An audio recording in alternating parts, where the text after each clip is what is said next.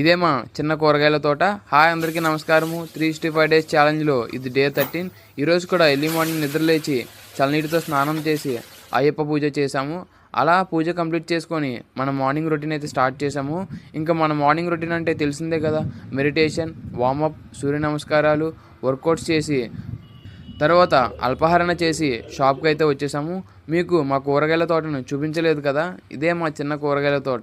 Shop పక్కనే కొంచెం place create చేసి పండిస్తున్నాం. ఇందులో బీరకాయలు, బెండకాయలు, దొండకాయలు, పొట్లకాయలు, చిక్కుడుకాయలు, గోంగూర, తోటకూర పండుతున్నాయి.